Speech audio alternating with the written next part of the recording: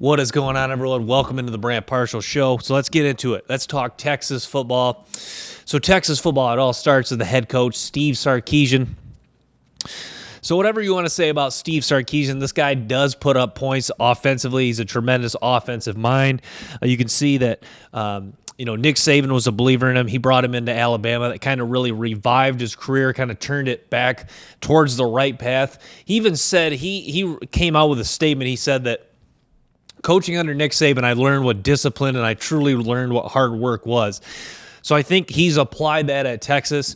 You know, if you rewind to the start of the 2022 season after that narrow loss to Alabama, I think there was a lot of people almost more content with that loss than they were with a lot of Texas wins after the 2009 season, which is crazy to think that, Texas fans were almost more optimistic after a narrow loss to Alabama. Now, Texas went on to have an okay season, 8-5. The main thing, the main question, the burning question with Steve Sarkisian is can he win big at Texas? Sarkisian, like I said, he's a guy that can put up points. He shows he can recruit the skill position. They're gonna have some playmakers this year, especially not just recruit high school guys, but in the portal too. A.D. Mitchell comes over for Georgia. A.D. Mitchell, talented guy. I don't think his play strength is great. I think that's what is going to limit him from having a high upside. But you see, he can make contested catches. He's got some size. He's got fairly good hands. But to me, the burning question is Sarkisian. Can he win big at Texas? Can he make them a consistent conference champion and national title? I know that's what Texas fans are just burning for. It's like being a Michigan fan myself. That's what I was burning for. That's what I was burning for a long time. Just can we be a legit? Okay, obviously you want to be a national championship contender every year like Alabama. But that's just not really realistic expectations always.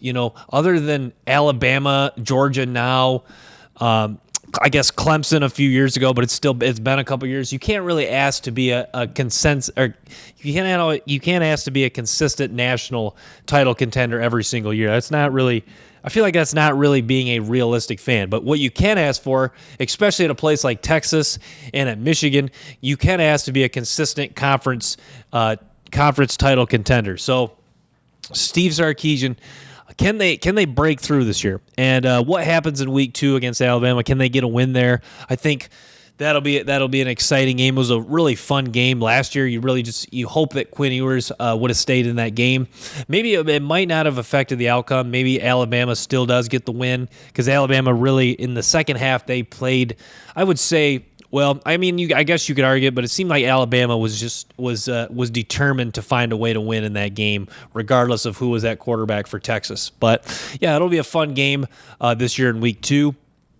So talking about some of their players, Texas has Jonte Cook, the wide receiver. I'll say this I'll start with a concern I have with Cook, and then I'll get into the positives with Cook's game. So I'll say this. I wish I would see more leaping ability in his game. It's a guy that really broke out in the spring game. I think that Cook is his burst acceleration, ability to set up defensive backs and beat them and manipulate them with single and double move is off the chart.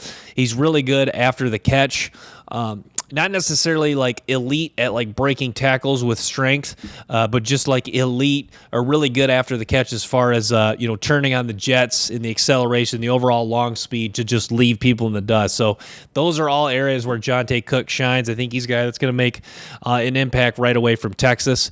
I think they're going to have to find a way to get him on the field. I know Texas is deep at wide receiver, especially with A.D. Mitchell transferring there, like I touched on. You got Xavier Worthy, a legitimate playmaker, arguably the second best wide receiver in the country to Harrison Jr. from Ohio State. So, yeah, Texas, they got weapons. Whittington's a nice player. Running back, there could be a number of guys that step up. Losing Bijan Robinson definitely is they're not, and Roshan Johnson, you're not going to have as high-end play out of that position, most likely. But Texas always seems to, well, it seems like at least in the last few years, Texas has seemed to find a guy. So I'm sure they'll have a solid production there. The O-line, Texas O-line, it was okay last year. Sounds like Sarkisian was listening to press conference. It sounds like they have some guys that they like. And I like his philosophy with the offensive line. He just wants to get the best 5 guys out there. Don't just plug one guy into one position because that's the only position he's played. Get the best 5 offensive linemen out there. And that's been my philosophy. I like that that's Sarkisian's philosophy. So the quarterback, Quinn Ewers, is going to be the guy. Ewers, I love watching Quinn Ewers play. I love his skill set. I love that he can throw from different arm angles. I think he's got a cannon. Sounds like he's changed his diet, changed his body. Sounds like he was a little disappointed with the way last year went. So this seems like a guy that's hungry to get better, and you got to love that as a Texas fan, that this guy has some drive in it. Because that was one question I had for Quinn Ewers. So obviously I don't know Quinn Ewers personally, but to me, a lot of guys that have had that much hype, that much success in high school football, sometimes they don't always have like that hunger and drive to be great. And it sounds like with the actions he's taken in the offseason, that maybe Quinn Ewers does have that drive to be great. So I'm excited to see what Quinn Ewers brings to the table in 2022. I like that Sarkisian. See, I like when they asked about, is it safe to say that Quinn Ewers is the guy, and then you got Arch Manning and forget the other quarterback's name, is the 2 and 3. And I like what Steve Sarkisian said, that Quinn Ewers, I would say that, Quinn Ewers is our guy, but every guy is working, competing, and it's not fair to just, pencil in one guy as a starter and kind of, not really go to another guy if they're playing well and deserving of getting on the field. So I really like the way that Sarkisian phrased that. But yeah, Quinn Ewers, no job is really safe in college football. You saw, Spencer Rattler, he, even though he was replaced by Caleb Williams, who Caleb Williams is better than him, no job should ever be safe really in this era of college football. And Quinn Ewers knows that. He knows who Arch Manning is. He knows the expectations of Texas football, and I think that's cool that he's hungry to play well, and what this Texas offense could be if they're clicking. The offensive line takes another step of improvement. They get a good running game. A.D. Mitchell, Xavier Worthy. I forgot to mention Jatavion Sanders at tight end. With all these guys, all these pieces clicking on offense, it's exciting to see what this could look like, and the sky really is the limit for this offense. But yeah, the defensive side. So they landed the top linebacker in the country, Anthony Hill. So I was scouting Anthony Hill a little bit. I wish,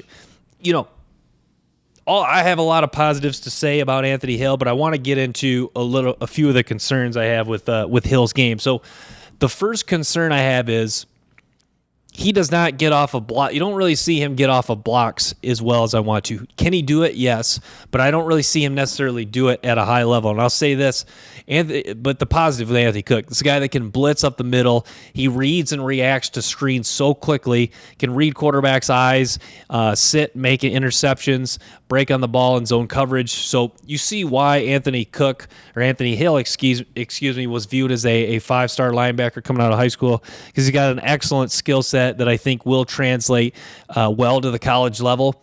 But with some of the key traits lacking, it is concerning, and it made me kind of raise a question when I had that concern. The same thing with Jonte Cook.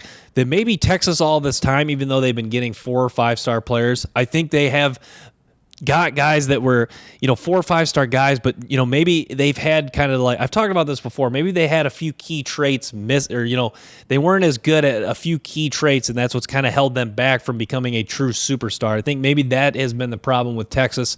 The other issue I've had with Texas, I know I talked about this in the last episode, is why can they not find more NFL caliber guys on the offense and defensive line? A couple of years ago they did have Samuel Cosmi. There is a guy once in a while, but it's just like, why is a school like the University of Texas, we're sitting in a state that's rich in not only just offensive lineman talent, but talent overall, and they just cannot get O-line talent. And it was, that is a huge question for Texas. And what's frustrating about Texas is they still, it seemed like forever until they found a quarterback. Finally, Sam Ehlinger was that guy. But yeah, Texas, a lot of recruiting whiffs. I mean, if you go back to Andrew Luck, Robert Griffin, who else? Johnny Manziel, a lot of whiffs as far as the quarterback position. It makes you wonder, what if they would have gotten Andrew Luck? I think it is an interesting question. But yeah, a lot of recruiting whiffs for Texas. Obviously, they've obviously hit big on some guys, especially in recent years. Bijan Robinson certainly was a hit. I mean, that guy is a freak. Xavier Worthy was a hit, but even Xavier Worthy, it seemed like at one time he was a lock to go to Michigan. He flipped because of an academic issue getting into the school. So, yeah, Texas, credit they did land him, but they did it with a little bit of luck. It was apparent that Xavier Worthy was going to be a Michigan Wolverine. So, but yeah, Texas, Alabama week 2, I think. If they win that game, I think I would be so if someone told me right now they win that game, I would be so curious to see how the rest of their season played out. You got to feel like if they win that game and then they have a season where they drop like 3 or 4 games and they just erase themselves from conference title contention and playoff contention, you got to believe that would be so frustrating as a Texas fan because you climb probably the highest hurdle early. And then you just stumble, then you stumble during the rest of the race. But yeah, we'll see how that game plays out. Obviously, that's a long ways away. We've still got fall camp, but yeah, I'm so excited to see how Quinn Ewers looks early. Touch on a couple other things for Texas. Tavondre Sweat, defensive tackle. He's one of the better defensive tackles. Should be in the mix as one of the top guys for the 2024 NFL draft if he chooses to declare so. They did land a corner in the transfer portal in Watts. Jalen Catalon, a transfer safety from Arkansas. Catalon, is a good player. He was a guy that's an interesting guy. I thought he was going to come out for the 2022 NFL draft, so I had watched his tape a couple years ago. This is a guy who I think is limited as an overall athlete, but he is a physical, hard-hitting player, and I think he will be a tone setter, and I think he'll certainly help out the Texas defense, even if he's not a true impact, game-changing type of guy. His overall ability will help the Texas defense. But yeah, Tavondre Sweat, they got another guy. I think they do lose Ovia Gofu in the portal. And then the linebacker they had last year, Overshone, who was an explosive athlete. So, yeah, I mean, some pieces to fill. Do they have enough high-end level players on the defensive side of the ball? To be honest, I would say no, but you got to believe that Texas with this offense, full go in the Big 12, you never know. You got to believe that Texas could still get it done and win a conference title with the pieces they have in place. All right, so let's shift gears. Let's talk Alabama. So Alabama, it all starts with the head coach, Nick Saban. Nick Saban, the best college football coach to ever do it. And it was interesting to see. I went back and listened to his spring press conference. He was super high on Justice Hayes, the running back, sounds like could challenge to get some playing time this year. Also got Jace McClellan. I like McClellan. I don't know how McClellan is. To say he's going to be like the next, with him getting likely the start of this year, to say he's going to be like the next Derrick Henry or, is he as good as some of the other Alabama backs? Probably not. But McClellan does have legitimate long speed. You see, actually, speaking of Texas, he had a long touchdown run against Texas. So yeah, the speed is apparent with McClellan, but his power, change of direction, some of that other stuff is just solid. I think overall he is a good player. I just don't know if he is that game-changing type back like Derrick Henry, Mark Ingram was for Alabama. But, Chase McClellan I think is a nice player overall. But yeah, when you look back and watch Justice Hayes in high school, I mean, this guy is he has all the tools you want for an elite running back at the college level. I mean, legitimate long speed, burst, excellent change of direction, lateral movement.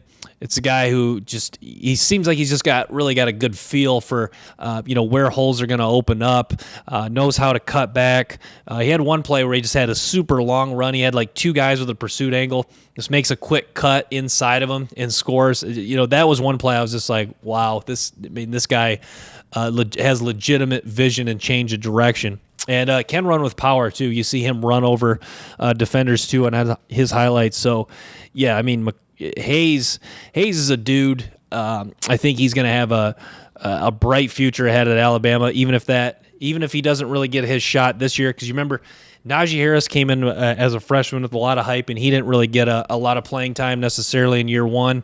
I think he was a little frustrated with it. But Nick Saban, if it is closer, he does tend to go with the upperclassmen. So Justice Hayes, I'm excited to see what he has in store for this season. And when you get high praise from Nick Saban early, usually that's a really good thing, and that's a sign of things to come. And then they landed Trey Amos, a corner from Louisiana. Just wanted to touch on him. So I thought Terrion Arnold would be penciled in to start at the corner opposite of Kool-Aid McKinstry. But yeah, it seems like Trey Amos from Our Scouting. Obviously that's not the official depth chart, but they have Trey Amos projected to start. And I saw a quick highlight of Trey Amos. I'll be honest, I did not watch his tape in depth. But I'll say this about Amos. You do see the ball skills evident. He's a guy that looks like he's got some length. He is a physical tackler. So, yeah, Amos, I think this is a guy who will challenge for playing time, even if he doesn't win the starting job over Arnold at the corner 2 position. Because you gotta feel it's almost impossible for him to win the job over Kool-Aid. So I think this is a guy that even if he doesn't start at the corner 2 position, then you got to believe he's going to challenge for playing time and get some snaps at some point. Another guy I want to talk about, Malachi Moore.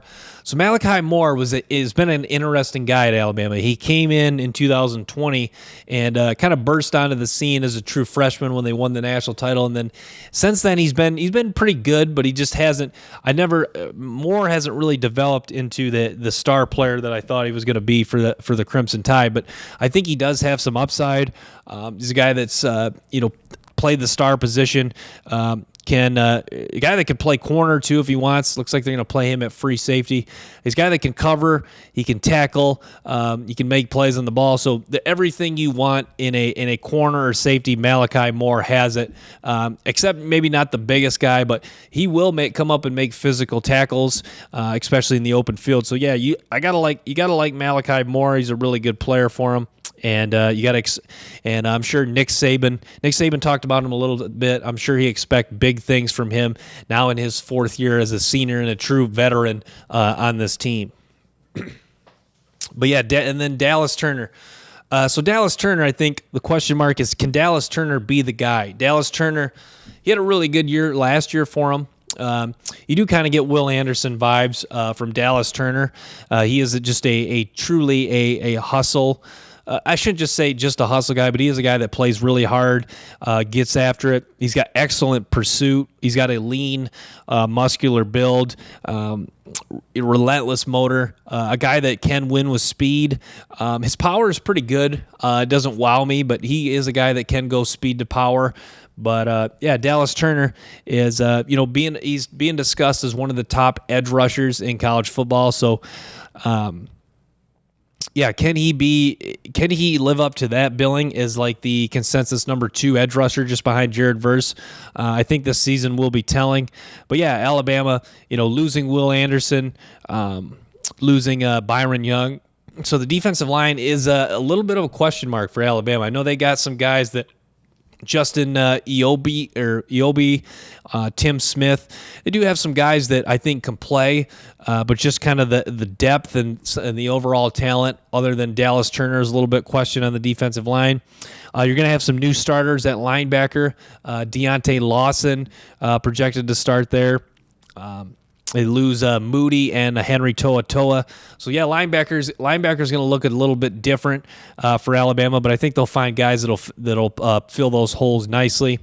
But yeah, the secondary you got to believe is a strength for Alabama, especially with getting Amos. Kool-Aid McKinstry is the best corner in college football. And then, yeah, Malachi Moore, like I touched on. So, and yeah, Terrion Arnold too. Terrion Arnold is another guy that played really well last year. So yeah, the defense looks to be pretty strong. To me, I think it's J.C. Latham and Kool-Aid McKinstry, two of the the big time game changers for the Alabama defense, and I'd put a maybe next to Malachi Moore. But on offense, the big question mark is who's going to burst onto the scene at receiver. I think Ja'Cory Brooks is in the running for being that guy. Jermaine Burton is a guy I haven't forgot about. I like Jermaine Burton's skill set. He's just got to be a little bit more consistent. They landed a transfer, Malik Benson. He's one of the top JUCO guys. I think he's got a really good overall skill set. I think he does have some upside. Isaiah Bond is a guy who played pretty well last year, still a young guy. Nick Saban had high praise for Isaiah Bond, so I'm excited to see what he does. So yeah, I mean, Kobe Prentice too. So yeah, I mean the depth is there for Alabama. I think just they set the bar way too high a couple years ago. I mean, it's not every year you're going to have Jalen Waddle, Jerry Jeudy, Devontae Smith all on the same team. Henry Ruggs. I mean, you can't expect that every season, but Nick Saban, I think he does expect that. That's at least have one or two really good guys. I obviously you can't have 3-4 elite superstars with an NFL skill set every year, but can we have a couple guys that we can rely on? That's really what cost him. Kind of in that 2021 national championship, you saw when Jamison Williams went down, it was they were kind of searching for another guy to step up, and the one guy, 84, he had some drops. I forget what his name is. He eventually transferred, but yeah, I mean they had another guy transfer. Was it Holden? Left. So yeah, you saw a lot of the young guys they put in that national championship have moved on and transferred. Ja'Cory Brooks still remains, and yeah, you're hoping maybe Prentice or Isaiah Bond takes another step, and then last year, yeah, they brought in Burton, who Burton flashed at the end a little bit, but like I said, he's just got to be a little bit more consistent. Yeah, and then the Bama offensive line, they lose Javion Cohen. He's going to transfer to Miami. No more Emil Ekiyor. But they do have J.C. Latham. I really like Latham's skill set. I think, him and Tyler Steen, who they also lose last year, Steen, the left tackle, was Steen left or right tackle? But yeah, Latham's going to be the guy this year. Latham just is, he is just a rock solid tackle.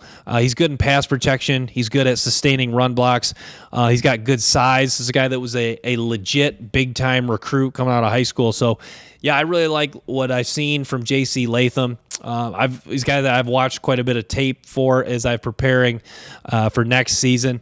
I know he's going to be, right now I think he's the consensus number 3 offensive tackle. So yeah, the Alabama offensive line, I'm not super worried, even though they are replacing some pieces. I think you just gotta get a feel that J.C. Latham's going to be the anchor. They're going to find some. They've recruited well. They're going to find some younger guys that can play. But yeah, that is offensive line, another position. Tommy Brockmeyer was a high recruit. He's left. No more Javion Cohen, and then yeah, they lose Ekiyor, moved on to the NFL, and then yeah. For Alabama, quarterback is the big question. Is it Milroe? Is it Milroe or the other guys? Buckner from Notre Dame. I got to believe it's going to be Milroe just because of the upside he has athletically. You see Nick Saban not as conservative anymore. He does I think now he's kind of gravitated toward having a guy who's got some upside. So I think it's going to be Jalen Milroe, but I guess we will see here. Still have some time to make a decision. I think it's going to be a battle that probably lasts pretty long into fall camp. So we'll see what happens there. But yeah, Alabama, Latham. So maybe Justice Hayes. I'd say Latham, Kool-Aid, Malachi Moore, some of their high-end difference makers, and we'll see who else emerges at wide receiver, and then who wins the quarterback job is the big question mark for Alabama. And can they get back to the playoff this year? And if they do meet Georgia in the SEC title game, is how will that go down? That was one thing I was interested to see, what Alabama could have done if they were in that national championship game as opposed to TCU. Obviously, it would have been a little bit closer, but could Alabama have went toe-to-toe with Georgia once again this year? I think so, just because they match up with them at the line of scrimmage. Do they win? Probably not, but I think it would have been a lot closer game, likely a fourth quarter game, and it would have, you never know. Something could have went Alabama's way, but I guess we'll never know. Georgia, 2022 national champions, and so I just wanted to touch on that with Alabama. We'll. I'm trying to think who else I want to talk. Who else I've been burning to talk about. So we'll go. We'll talk. I guess we'll talk a little bit of Clemson. So Clemson. Like I've talked Clemson quite a bit. Clemson is interesting this year. I'll say this. Clemson is interesting to say the least. Dabo Swinney, excellent head coach, despite what people think about him. But Cade Klubnik is how high end a player are you going to get from Cade Klubnik is the question. You got an excellent running back in Will Shipley. I really like what Will Shipley brings to the table. He's a really good all around running back, a guy that can run, he can catch, he's competitive. He's a guy that's played quite a bit of football now at this point, even though he enters just his true junior year. But Clemson, to me though, the optimism for Clemson is they do have difference makers. Barrett Carter at linebacker is a difference maker. He's a guy that they ask a lot from. They asked him to go out and cover slot receivers, tight ends. They ask him to play in the box, stop the run.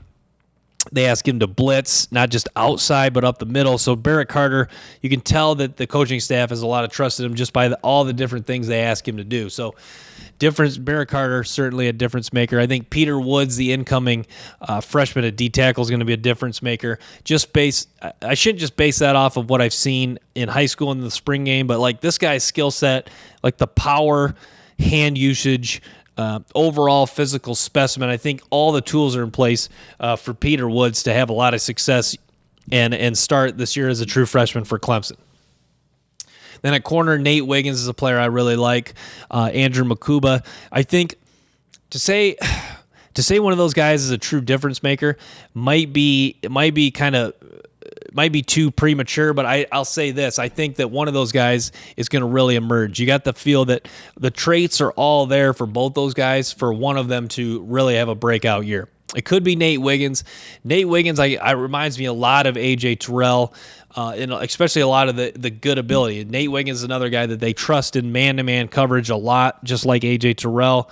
And Makuba's a guy that really can accelerate and make tackles, fly around. So I'm a fan of what Makuba brings to the table. So difference makers on defense in Barrett Carter and I think Peter Woods. And then I think Makuba or Nate Wiggins will be that difference maker. On the offensive line, they got experience. Putnam, Will Parks, Antonio Williams is a nice receiver. I think running back, they should be pretty solid. Even outside of Will Shipley, I think they got good depth. The backup, I forget his name, but he's a pretty good player.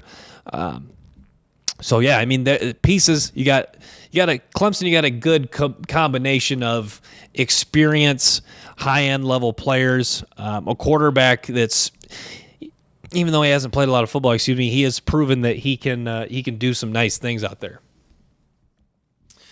But I'm going to wrap at that. Thanks for tuning into this episode of the Brand Partial Show. Make sure to stay tuned for more episodes and clips from the show. Till next time, peace.